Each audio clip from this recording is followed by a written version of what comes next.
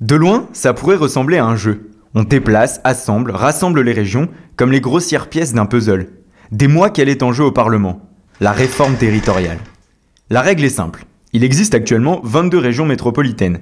Et le gouvernement va faire passer ce chiffre à 14, non à 15, et puis finalement ce sera 13 en 2016. Ce chamboulement territorial permet de redéfinir les missions des collectivités locales. En jeu, la baisse des dépenses publiques et la simplification du millefeuille administratif à la française. Et il y a de quoi faire. La France est championne d'Europe du nombre de collectivités territoriales. On en compte près de 37 000, comprenant communes, départements et régions. Difficile alors pour les valeureux gestionnaires de la République de ne pas se marcher sur les pieds. Doublons, brouillage des compétences, incohérence des périmètres d'action, paperasse inutile. C'est pas nous qui le disons, mais la Cour des comptes. En 2013, elle recommande de clarifier le partage des compétences entre l'État et les collectivités. Qu'à cela ne tienne, le changement, c'est maintenant.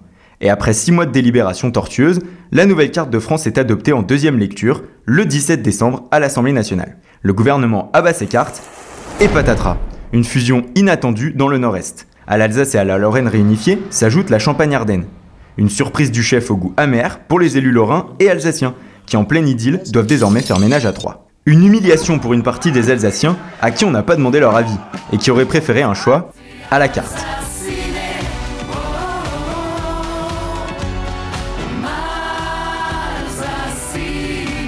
Les drapeaux Rot-und-Wiss poussent des maisons à colombage et dans les manifestations.